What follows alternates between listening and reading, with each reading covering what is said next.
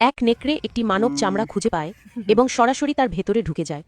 চামড়াটির সাথে সাথে ফুলে ওঠে এবং নেকড়েটির দাঁত মানুষের মুখের মধ্য দিয়ে বেরিয়ে আসে।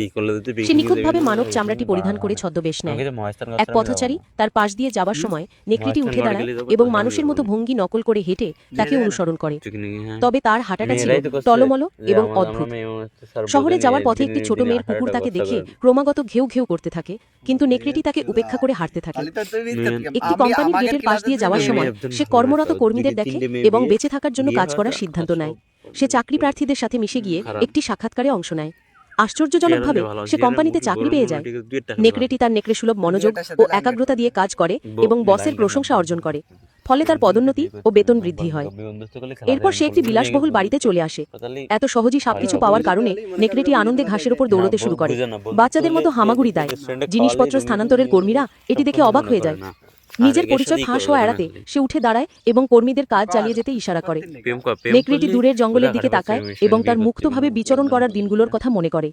কাজের ক্লান্তির সময় দেয়ালে ঝোলানো হরিণের ছবি তার ভেতরের মাংসের প্রতি আকাঙ্ক্ষাকে জাগিয়ে তোলে। সময় গড়িয়ে যায়, নেকড়েটি একজন সুন্দরী স্ত্রীকে বিয়ে করে। তবে ভালো খাবার তার আর ভালো লাগে না। স্ত্রীর কোলে একটি ছোট কুকুরছানা দেখে তার কাঁচা মাংসের প্রতি তীব্র আকাঙ্ক্ষা জেগে ওঠে। পরের দিন সে একটি পোষা প্রাণীর দোকান থেকে একটি ছোট বিড়াল কিনে গ্যারেজে লুকিয়ে রাখে। সে বিড়ালটিকে বের করে আনার সময় তার কাঁচা মাংসের লোভ বাড়তে থাকে, কিন্তু ঠিক সেই মুহূর্তে তার মেয়ে গ্যারেজের দরজা ঠেলে ভেতরে আসে। নেকড়েটি অবশ্যই তার নেকড়ের আসল রূপ মেয়ের সামনে প্রকাশ করতে পারে না। দীর্ঘদিন ধরে নিজেকে দমন করে রাখার কারণে সে কষ্ট পাচ্ছিল। দেয়ালে ঝুলানো হরিণের ছবি এবং টেবিলে রাখা স্ট্যাপলার সবকিছুই তার ভেতরের মাংসের আকাঙ্ক্ষাকে উস্কে দিত। একদিন রাতে টিভিতে একটি নেকড়েকে খাবার উপভোগ করতে দেখে এবং মেয়ে কোলে থাকা ছোট কুকুরের খাবার দেখে সে তার স্ত্রীকে বলে যে সে তার লোভ আর নিয়ন্ত্রণ করতে পারছে না। স্ত্রী তার স্বামীর কথা বুঝতে পারে না। নেকড়েটির বন্য প্রবৃত্তি নিয়ন্ত্রণের বাইরে চলে যায়। পরের দিন অফিসে একটি মিটিংয়ে নেকড়েটি বিভ্রম দেখতে শুরু করে। স্লাইডগুলোতে কাঁচা মাংস এবং মাংস গিলে ফেলার দৃশ্য। সে তার রক্তের তৃষ্ণার চেপে রাখতে পারে না। সে তার সহকর্মীর গলার দিকে তাকিয়ে থাকে এবং তাকে খাওয়ার ইচ্ছে হয়। সে টেবিলের উপর লাফিয়ে উঠে সহকর্মীর দিকে ঝাঁপিয়ে পড়ে। উপস্থিত সকলে হতভাগ হয়ে যায়। অবশেষে নেকড়েটি তার পশমের বড় থাবা প্রকাশ করে এবং সহকর্মীরা বুঝতে পারে যে সে আসলে মানুষের চামড়া পরা একটি নেকড়ে। তার পরিচয় ফাঁস হওয়া যাওয়ায় সে ধাওয়ার শিকার হয়।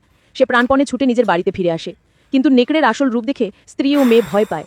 সে পাগলের মতো মানুষের চামড়াটি খুলে ফেলে এবং নিজের আসল রূপ দেখিয়ে পরিবারের কাছে সহানুভূতি চায়, কিন্তু তার স্ত্রী তাকে চলে যেতে বলে। নেকড়েটি নিরুপায় হয়ে বাড়ি থেকে বেরিয়ে যায় আর মানুষ তাকে তাড়া করতে থাকে। সে ছুটে তার পুরনো জঙ্গলের প্রবেশপথে পৌঁছায়, যেখানে সে তার পুরনো বাড়িতে ফিরে যেতে চেয়েছিল, কিন্তু সে জানতে পারে যে জায়গাটি এখন মানুষের বসতিতে পরিণত হয়েছে। নেকড়েটি রাস্তার মাঝখানে দাঁড়িয়ে থাকে আর একটি দ্রুতগামী গাড়ি এসে তাকে পিষে দিয়ে চলে যায়। এই দৃশ্য দেখে উপস্থিত লোকজন সন্তুষ্ট হয়ে যায়। কিছুক্ষণ পরে দুজন পরিচ্ছন্নতা কর্মী এসে